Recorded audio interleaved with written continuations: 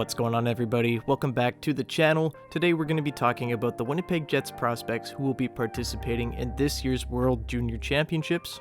The tournament starts on Boxing Day, so December 26th. So we're going to look at who the Jets have participating, and they have a lot of big names. The first one we're going to talk about today is Chaz Lucius, currently on the Manitoba Moose. He was the Jets' first-round pick, 18th overall in the 2021 NHL entry draft, so Chaz is a bigger prospect that the Jets have in their organization. Currently in the AHL this year with the Moose, he does have 2 goals and 3 assists. He's only 19, he is coming along quite nicely for the Jets.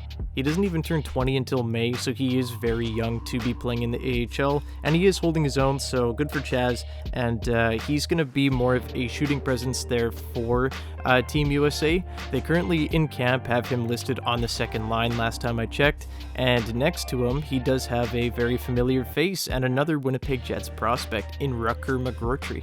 So those two guys are going to be on the second line together for Team USA. McGroarty obviously is drafted 14th overall last season by the Jets in the 2022 NHL draft, and he's only 18 years old. He's playing with the University of Michigan right now, where a lot of Jets prospects have gone, like Kyle Connor, Andrew Kopp, and many others. I feel like I'm forgetting a couple for sure, but this year he's tearing it up and he's really coming into his own with the University of Michigan, playing 20 games so far this season for 8 goals and 11 assists and 19 points total, and only 4 penalty minutes, which is pretty interesting considering how physical Rucker is. He is a bowling ball when he wants to be.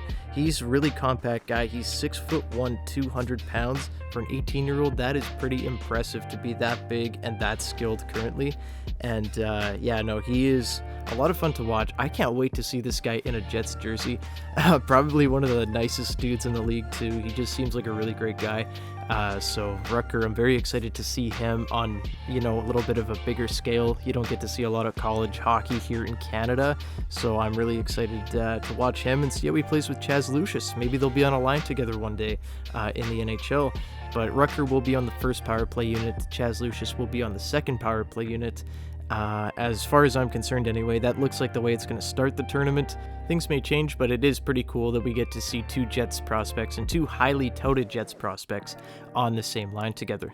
So Team USA has 2 Jets prospects, and on Team Finland, it might be the most popular Jets prospect here right at the moment, with Brad Lambert, 30th overall in the 2022 draft. He was once upon a time supposed to be going number 1 against Shane Wright, number 1, number 2 race there, and last season he did fall down the draft board pretty hard. He played in the Finnish league, and he didn't do very well, and he lost a ton of his confidence, but this year it does seem like he is finding his groove, and he is being a pretty good AHL player right now. He's playing with the Manitoba Moose, and he's doing a really good job down there for an 18-year-old. He is super fast, and at only 18 years old, he is 6'1", about 175, so he's one of those, quicker guys that can shoot the puck, make plays, very good playmaker. At only 18 years old, he is with the Manitoba Moose, which is pretty impressive. I wasn't sure if he would get loaned to the OHL because I believe it's the Seattle Thunderbirds that have his rights, and I thought maybe they'd let him dominate junior. But they did want to get him in, so, he signed in his ELC right after a really great preseason. He impressed, and a lot of people thought that he was going to make the team. Obviously, I don't think he's there yet. He has played 14 games with the Moose, scoring 2 goals and an assist, so he is still trying to figure out the AHL a little bit, but so far is so good for Brad Lambert. I haven't heard anything bad about him. Unfortunately, he did get sick a little while ago, so he did have to miss some time as there was a little bit of a flu bug going around the Moose and on the Jets as of late as well. But yeah, it seems like he's starting to adapt to the pro game, the North American game, a little bit better now, and should be fun to see him in the World Juniors. Last time around, he did have a little bit of a rough stint. He lost some faith from the coaching staff, and they kind of just relegated him to the 4th line, and I thought he was playing fine. I don't think that he needed to be totally scratched in the World Junior semifinals there.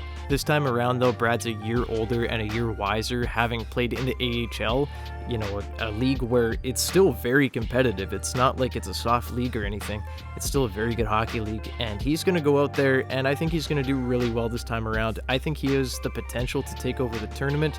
We'll just have to see if this Finnish team is strong enough for him to be able to do that. list. But I think it's safe to say that Brad Lambert will be a big part of the Finnish team, and I don't see him riding the pine anytime soon unless something goes terribly wrong. But, you know, another year older here at the World Juniors, and I believe he's still eligible for next season as well. But, you know, as a 17-year-old, he had a rough time. Let's see what he does as an 18-year-old. And now the final prospect that we're going to talk about today is Fabian Wagner, drafted in the 6th round by the Jets in 2022. This is the prospect that I am the least confident about in my abilities to talk about. It is kind of interesting here, though. I see that he played in the Swedish Junior League, where he played 16 games, scored 5 goals, and 9 assists for 14 points. But then it says he also played in the Swedish Men's League, so I'm assuming he got called up, probably just playing deaf player minutes. He played 17 games and does not have a point or anything like that. No goals, no assists, no points, no penalties either. So Fabian Wagner, he's one of those guys that I'm going to have to dig into a little bit more. I'm going to try to watch him more with Team Sweden, try to get a feel for what he's about, but definitely a later round pick for the Jets. We'll see if he turns into anything. He's probably a little bit of a project here, but maybe he goes off. Maybe he makes a name for himself here in the juniors. We will have to wait and see. But with all of that said, guys, that is all that I have today, and that's all the prospects that the Winnipeg Jets have at the World Junior Championships. Personally, I'm really excited. There's a lot of really big name prospects here for the Jets, and 2 of them even playing on the same line, so that's really exciting.